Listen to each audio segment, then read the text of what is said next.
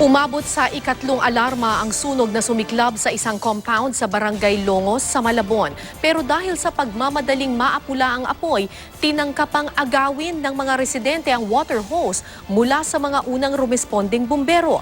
Live mula sa Caloocan, may report si Athena Imperial. Athena.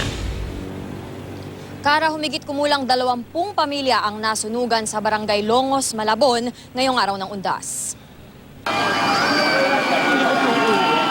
Nabulabog ang mga residente sa Block 40, Barangay Longos sa Malabon nang lumagablab ang apoy sa kanilang compound mag-aalas 6 ng gabi kanina. Ang ama niya, plastic talaga. Ano ang ginagawa niyo noon, sir? Naglagay po ng paninda ko yung daing po sa basket. Tapos biglang sumigaw si ate.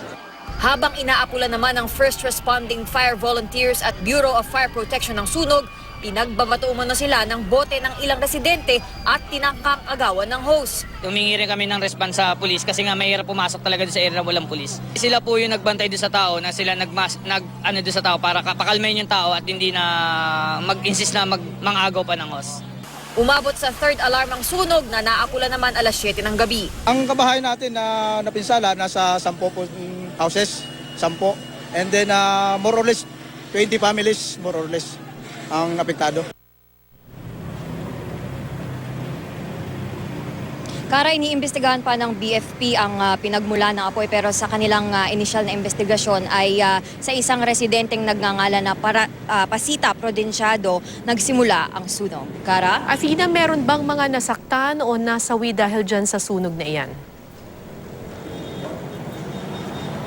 Kara, sa initial na investigasyon ay wala namang nakita na nasawi sa sunog pero may ilan na nagkaroon ng minor injuries. May sinasabi yung ilang mga kapitbahay nila na dahil daw gustong makaligtas sa sunog ay sinuntok daw yung pader ng kanilang bahay kaya nagtamo siya ng first degree burn. At pumunta rin tayo sa pagamutan dito sa Malabon at meron daw nahirapang huminga at yun ang kanilang binibigyan ng paunang lunas ngayon. Kara? Athena, tinatayang ilang pamilya ang apektado ng sunog na iyan at meron na bang evacuation center para sa kanila or kung saan sila tutuloy ngayong gabi?